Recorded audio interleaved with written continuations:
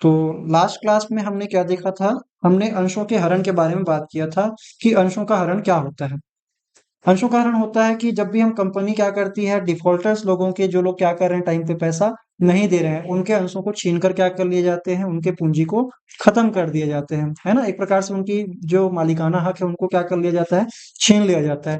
तो ऐसी परिस्थिति में क्या बेसिक एंट्री होती है वो तो हमने लास्ट क्लास में सीख ही रखा है।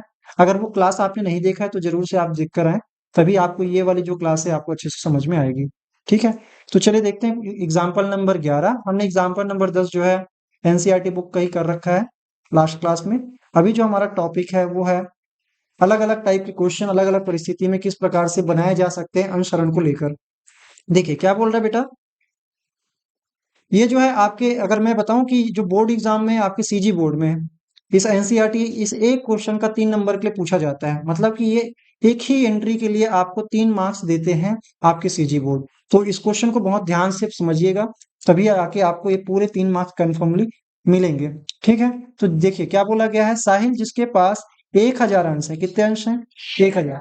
और इसके बाद बोला है कि प्रत्येक को 120 रुपए में क्या किया गया है, निर्गमित किया गया है। देखो 120 रुपए में क्या किया गया है, निर्गमन मूल्य 120 रुपए है। मैं बता रहा हूँ बेटा, निर्गमन मूल्य वो पैसा है जो जरूरी नहीं है कि वो शेयर की कीमत के जितना हो। जैसे यहाँ पे अंकित मूल्य, अंकित मूल्य क्या बोलते हैं, इसी को फेस वैल्यू बोलते हैं। क्या बोलते हैं, फेस वैल्यू। 100 रुपए का है। देखो हर एक अंश जो है 100 रुपए का है, लेकिन उसको बेचते समय कितने में बेच दिए हैं, 120। आप इसका डिफरेंस देखोगे तो यहाँ पे 20 रुपए का क्या है, यहाँ पे प्रीमियम है, और यही प्रीमियम कंपनी के लिए शुद्ध फायदा होता है ना। तो कंपनी अगर पहले से अच्छा प्रोग्रेस में है, अच्छे से लाभ कमा रही है, तो ऐसे कंपनी पे बहुत सारे लोग क्या करना चाहते हैं, शेयर होल्डर बनना चाहते हैं। तो वो लोग ज्यादा पैसा देने के लिए भी क्या हो जाते हैं, राजी हो जाते हैं। तो यहाँ पे 20 रुपए एक्स्ट्रा मंगा रही है कंपनी। निर्गमित मूल्य जो है इसको बोलेंगे issued price, issued issued price या इशूड वैल्यू बोल सकते हैं। और यहाँ पे ये क्या है, फेस वैल्यू, इसकी अंकित मूल्य, इसको क्या बोल सकते हैं, फेस वैल्यू, है ना। समझ में आ रहा है। चलिए अब यहाँ पे ये जो है द्वितीय और अंतिम मांग का, जो देखो साहिल जो है उनके पास है 1000 शेयर। इन्होंने क्या नहीं किया, द्वितीय एवं अंतिम मांग की जो राशि है जो कि कितने रुपए की है, 20 रुपए की, वो भुगतान नहीं कर पाया। बेटा जब भी आपको बोले द्वितीय और अंतिम, तो आप समझ लेना जब वो नहीं दे पा रहा है, इसका मतलब पूरा पैसा मंगा लिया गया, तभी तो ये लाइन लिखा है अंतिम करके। पैसा जब पूरा मंगा लिए रहते हैं तभी वो लाइन क्या लिखा रहेगा, अंतिम मांग की पैसे नहीं आया, ऐसा बोलेंगे। मंगाए लेकिन आया नहीं। तो ये लास्ट स्टेज में हमने कितना रुपए मंगाया है, 20 रुपए, और ये नहीं आया। इसका मतलब अगर ये बोल रहा है क्वेश्चन कि 20 रुपए नहीं आया, तो आपको समझना पड़ेगा कि बाकी के बाकी 100 जितने रुपए हैं वो क्या हो चुके हैं, प्राप्त हो चुके हैं। और ध्यान ये रखना, मैंने आपको कल लास्ट क्लास में बताया भी था कि जब भी प्रीमियम में भेजा जाता है, जब भी प्रीमियम में क्या किया जाता है, बेचा जाता है, तो उस टाइम पे अगर प्रीमियम का पैसा मिल जाता है तो कोई एक्स्ट्रा दिमाग लगाने की जरूरत नहीं है। लेकिन अगर प्रीमियम का पैसा नहीं मिलता है, तब के केस में हम थोड़ी सी एंट्री बदल देते हैं। अभी मेरे को वो कंडीशन बता रहा हूँ इस क्वेश्चन के माध्यम से। मैं एक और क्वेश्चन लूंगा तो आपको क्लियरली मैं जो बोल रहा हूँ अभी वो समझ में आ जाएगा।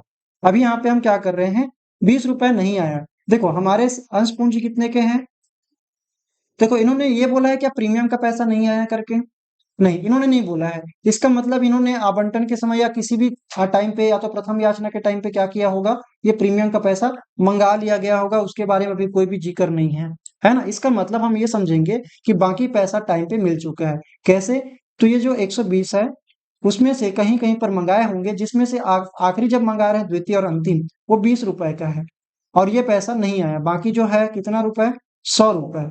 इस 100 रुपए में क्या शामिल है बेटा, इस 100 रुपए में प्रीमियम का भी राशि वो मिल चुका है, ये बस बोल रहा है। ये नहीं बोल रहा है कि अंतिम मांग पर जो है प्रीमियम की राशि इसमें शामिल है। इसका मतलब ये शुद्ध जो 20 रुपए है वो किसका है, पूंजी का पैसा है।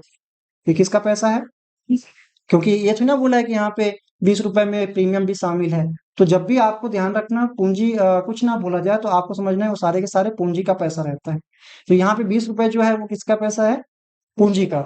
अब ये 100 रुपए में क्या शामिल रहा होगा, प्रीमियम का पैसा शामिल में रहा होगा, और ये प्रीमियम का पैसा मिल चुका है, कुछ नहीं बोल रहे हैं। तो आपको सिर्फ पूंजी का पैसा जो कि 20 रुपए है अंतिम मांग का, वो नहीं मिला है। अब क्या बोल रहे हैं आगे, कंपनी क्या कर रही है, इन अंशों का हरण कर लिया। क्या क्या क्या लिया, हरण कर लिया। आपको रोजनामचा प्रविष्टियां करनी है, इसकी एक ही एंट्री पास होगी, और वो मैंने आपको बता ही दिया है लास्ट क्लास में किस प्रकार से एंट्री पास होती है। फिर भी यहाँ पे हम और बताएंगे।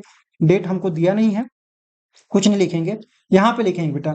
हम जब भी अंशों का हरण करते हैं तो पूंजी को क्या कर रहे हैं, खत्म कर रहे हैं, पूंजी कम कर रहे हैं, तो पूंजी खाते को क्या करते हैं, डेबिट करते हैं। तो यहाँ पे लिखेंगे अंश पूंजी खाता विकलन, अंश पूंजी खाता क्या करेंगे, डेबिट करेंगे,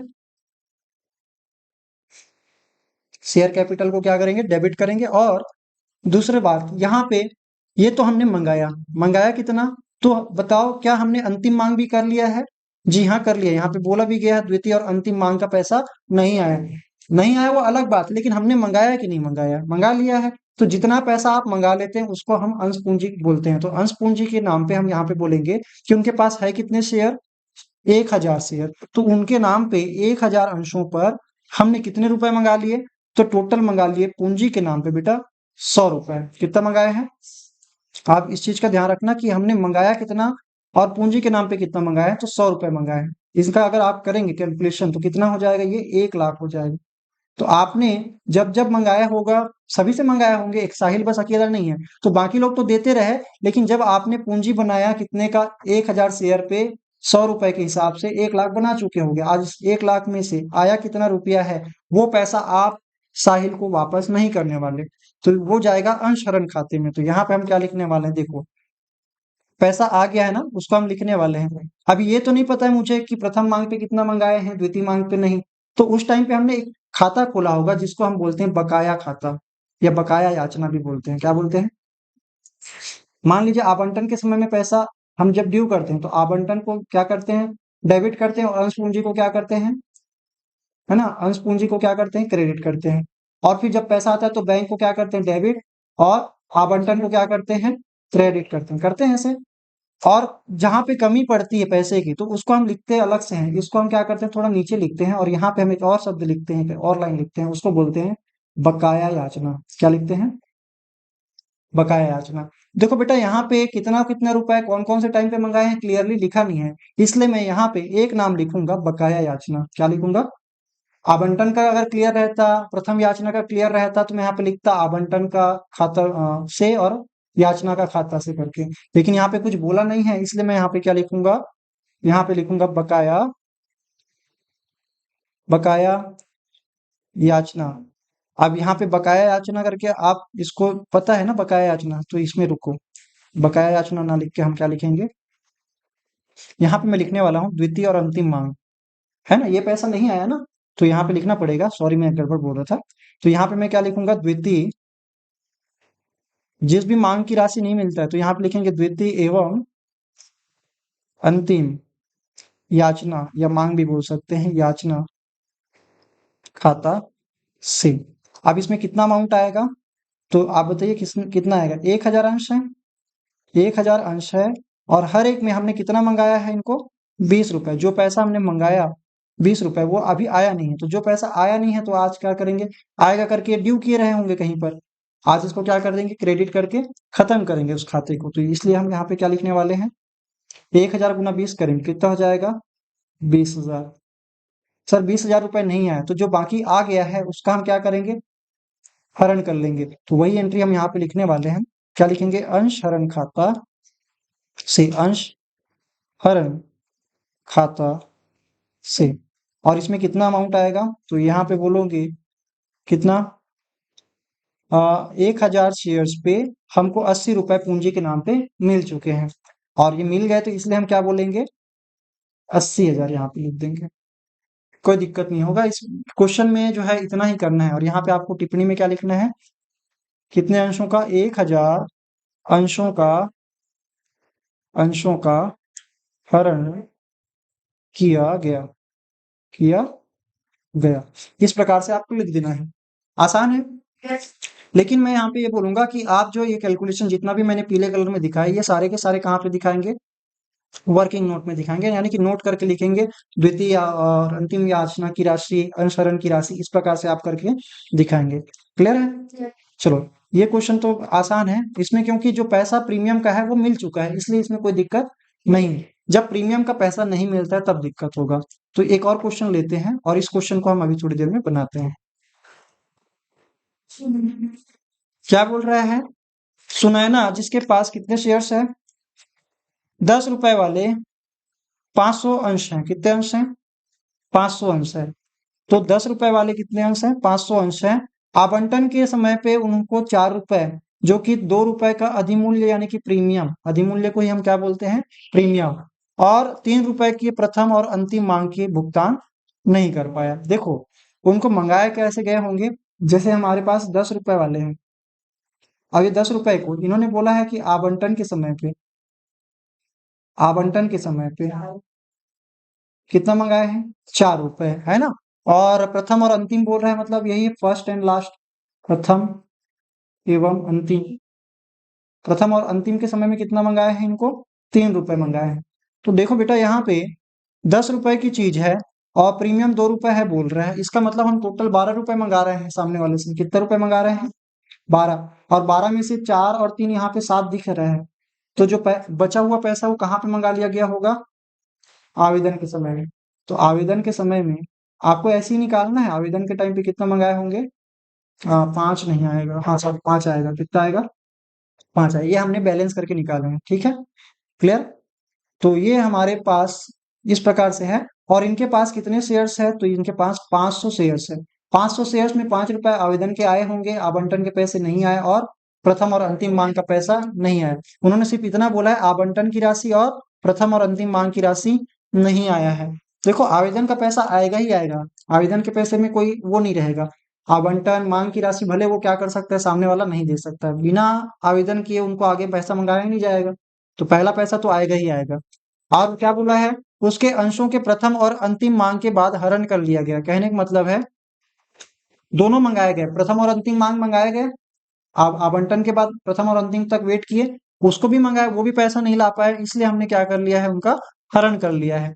अब हरण करने का हमको क्या करना है? रोजनामचा प्रविष्टि करनी है। देखो यहाँ पे जब भी क्वेश्चन अगर सिर्फ किसी एक क्या बोल सकते हैं, शेयर होल्डर के बारे में बताता है कि वो नहीं दे पा रहा है पैसा, तो आपको पूरी एंट्री करने की जरूरत नहीं है। वो अगर बताता कि 10,000 शेयर्स थे जिसमें से 500 रखने वाले सुनैना ने क्या नहीं किया है, पैसा नहीं दिया है, तो आप क्या करते? शुरू से एंट्री करते। लेकिन यहाँ पे 20 से बता रहा है, इसलिए आपको सिर्फ कौन सी एंट्री करनी है? अंश हरण की बस एंट्री करनी है, अंशों के हरण करने की रोजनामचा प्रविष्टि करनी है। यहाँ पे लिख देते हैं रोजनामचा प्रविष्टि, या तो पंजी प्रविष्टि भी बोल सकते हो, पंजी प्रविष्टि। और ध्यान रखना इसका टोटल नहीं करना, इसका क्या नहीं करना? टोटल, क्योंकि टोटल होता है ढेर सारी जब एंट्री करते हैं उसका, ये अकेले एंट्री है इसलिए इसको टोटल नहीं करेंगे। यहाँ पे भी डेट नहीं दिया, छोड़ देंगे। चलो यहाँ पे क्या लिखेंगे? अंश पूंजी खाता विकलन, अंश पूंजी खाता, अंश पूंजी खाता को क्या करेंगे? डेबिट करेंगे। एक चीज और, क्या बेटा यहाँ पे प्रीमियम का पैसा मिल गया है? नहीं मिला है। और जब प्रीमियम का पैसा नहीं मिला है, आपने जब ड्यू किए होंगे, क्या किए होंगे? ड्यू। ड्यू कैसे करते हैं? तो आप बोलते हैं कि आवंटन के समय आपने क्या एंट्री पास की होगी? आवंटन खाता विकलन, है ना, अंश पूंजी खाता, अंश पूंजी को क्या किए होगे? क्रेडिट किए होगे, और प्रतिभूति प्रीमियम करके क्या किए होगे? प्रतिभूति प्रीमियम करके आपने क्या किया होगा? क्रेडिट किया होगा, है ना। लेकिन क्या ये पैसा मिला क्या? अगर ये पैसा मिल जाता तो कोई एक्स्ट्रा एंट्री पास करने की जरूरत नहीं थी। लेकिन यहाँ पे इन्होंने पैसा नहीं दिया है, इसलिए हमने फालतू में इसको क्रेडिट करके क्या दिखाना है? ज्यादा से लाभ दिखा रहे हैं। कितने शेयर्स पे? 500 शेयर्स पे। इसलिए हमको क्या करना पड़ेगा? 500 शेयर्स पे इस प्रतिभूति प्रीमियम का पैसा ना मिलने की वजह से उनको वापस से क्या करना पड़ेगा? डेबिट करके इसको कैंसिल करना पड़ेगा। समझ में आया बात? तो इसलिए हम यहाँ पे क्या करने वाले हैं? प्रतिभूति प्रीमियम खाते को भी यहाँ पे लिखने वाले हैं। तो यहाँ पे लिखेंगे प्रतिभूति, प्रतिभूति प्रीमियम आरक्षित भी बोल सकते हैं, प्रतिभूति प्रीमियम, सिक्योरिटीज प्रीमियम, है ना, खाता। और इन सबको विकलन करेंगे। क्या कर रहे हैं? क्यों विकलन कर रहे हैं? क्योंकि ये अंश पूंजी को क्रेडिट कर रहे हैं, क्योंकि उसको भी खत्म कर रहे हैं। और प्रतिभूति प्रीमियम का जो खाता हमने फालतू में क्या कर रखा है? क्रिएट कर रखा है ना, फालतू में बना रखा है। अब इसको हम क्या कर रहे हैं? डेबिट करके कम कर रहे हैं, एक प्रकार से करेक्ट कर रहे हैं। क्या कर रहे हैं? करेक्ट। क्योंकि जो पैसा आया ही नहीं उसको क्रेडिट करके दिखाने की कोई मतलब नहीं है, तो उसको हम क्या कर देंगे? डेबिट कर देंगे। अगर ये पैसा आ जाता तो पिछले की तरह हमको कोई भी प्रतिभूति प्रीमियम खाते बनाने की जरूरत, यानी कि वापस से इसको डेबिट करने की जरूरत नहीं है। ये शुद्ध लाभ होता है कंपनी के लिए, है ना। अब यहाँ पे अमाउंट बताएंगे कितना होगा। तो बताओ, हमने पूंजी के नाम पे क्या पूरा पैसा मंगा लिया है? जी हाँ सर, आपने पूरा पैसा मंगा लिया है कि 500 शेयर्स है, जिसमें 10 रुपए का प्रत्येक का क्या है, अंश पूंजी, हर एक अंश के पीछे 10 रुपए का अंश पूंजी के नाम पे आपने मंगा लिया है। क्योंकि ये बोल ही रहा है कि प्रथम और अंतिम मांग नहीं किया, इसका मतलब मंगाया है तभी तो नहीं किया। तो हम यहाँ पे बोलेंगे कि हमने पूरा पैसा मंगा लिया है, कितने अंशों पे, 500 अंशों पे। तो हम बोलेंगे 500 अंश है, जिसपे 10-10 रुपए के पूंजी के हमने फालतू के क्रिएट कर रखे होंगे, आज उसको खत्म कर रहे हैं। और खत्म कर रहे हैं तो कितना हो गया, 5,000 हो जाएगा यहाँ पे, है ना। और यहाँ पे थोड़ा सा मैं रोकता हूँ इस चीज के लिए। अब यहाँ पे किस किस का पैसा नहीं आया है, तो पहला, आवंटन का पैसा नहीं आया है। आवंटन खाता, अंश आवंटन खाता लिखना था, अंश आवंटन खाता से। और दूसरा किसका पैसा नहीं आया है, प्रथम और अंतिम मांग का। तो यहाँ पे लिखेंगे अंश प्रथम एवं अंतिम याचना या अंतिम मांग, अंतिम याचना खाता से, खाता से। देखो ये तो हो गया, और साथ ही साथ हमको यहाँ पे लिखना है अंश हरण खाता। जो पैसा हमारे पास सामने वाले ने दिया था उसको हम जब्त कर लेंगे, तो अंश हरण खाता से। अब अमाउंट की बात करते हैं, अंश हरण खाते में कितना अमाउंट जाएगा। तो बेटा मेरे को ये बताओ, 5 रुपए तो आए ना इनके हर एक 500 शेयर्स पे, इन्होंने आवेदन के टाइम पे 5-5 रुपए दिए होंगे। तो हम यहाँ पे बोलेंगे कि इनके 500 शेयर्स पे हमको मिल गया है, मिला कितना है, 5 रुपए। तो जो पैसा मिल चुका है उसको हरण खाते में भेज देंगे। तो 500 गुना 5 करेंगे तो क्या हो जाएगा, 2500। हो गया। प्रथम मांग के समय पे हमने कितना मंगाया, प्रथम और अंतिम मांग पे हमने 3 रुपए मंगाया। तो ये आया नहीं है, तो इसलिए 500 गुना क्या करेंगे, 3। अब ये आएगा भी नहीं, इसलिए क्या कर रहे हैं, इसको क्रेडिट करके कैंसिल कर रहे हैं। तो 5 गुना 3 करेंगे तो 1500 हो जाएगा। हो गया। आवंटन के टाइम पे कितने रुपए मंगाए थे आपने, 4 रुपए। तो जब 4 रुपए मंगाए थे तो आवंटन को 4 रुपए से आपने क्या किए हैं, आपने आवंटन के समय पे क्या एंट्री पास की थी, मैं सिर्फ इसी का करके दिखा रहा हूँ। आवंटन के टाइम पे आपने किया रहा होगा 500 शेयर्स पे 4 रुपए के हिसाब से, मतलब 2000। और पूंजी में कितना भेजे थे, तो आप बोलोगे 500 शेयर्स पे 2 रुपए के हिसाब से, यानी कि 1000 पूंजी का रहा होगा और 1000 किसका रहा होगा, प्रीमियम का रहा होगा। क्लियर है ना। तो इसी प्रकार से यहाँ पे हम बोल रहे हैं कि आपने क्या किया कि आवंटन में दोनों पैसा शामिल है। कौन कौन सा पैसा शामिल है, प्रीमियम का भी और पूंजी का भी। तो इसलिए यहाँ पे आवंटन के टाइम पे आपको दिखाना पड़ेगा 500 अंशों पे, क्योंकि इसके अपोजिट में हम प्रीमियम खाता को दिखा रहे हैं कि नहीं दिखा रहे हैं, दिखा रहे हैं। इसलिए प्रीमियम को जोड़ के अंश आवंटन खाते में दिखाएंगे, यानी कि यहाँ पे 4 रुपए दिखाएंगे, 2 रुपए करके नहीं दिखाएंगे। 2 रुपए कब दिखाते, जब प्रीमियम का पैसा मिल चुका होता। अभी मिला नहीं है, इसलिए क्या कर रहे हैं, अपोजिट में दिखा रहे हैं एक दूसरे के। यहाँ पे आवंटन में भी शामिल है प्रीमियम का पैसा, और ये प्रीमियम को हमने अलग से खाता बना के दिखाया। क्लियर है। तो 500 गुना 4 करेंगे कितना हो जाएगा, 2000। अब आप देखेंगे सर इधर का डिफरेंस जो है, इधर कितना है टोटल, इसका टोटल है 6000 हो रहा है, कितना हो रहा है। और इधर आप देखोगे तो 5000 की एंट्री हो चुकी है, तो 1000 जो है किसका है, जो पैसा नहीं आया। ठीक है, आपने क्रेडिट कर दिया रहा होगा जब एंट्री पास किए होगे, ड्यू करते समय पूरे से करते हैं। तो वहां पे आपने ड्यू किए होंगे 1000 से, लेकिन वो पैसा भी मिला नहीं है, इसलिए हमने क्या नहीं किया इसको, इसलिए हमने इसको नहीं मिलने की वजह से डेबिट किया। अगर मिल जाता तो इसको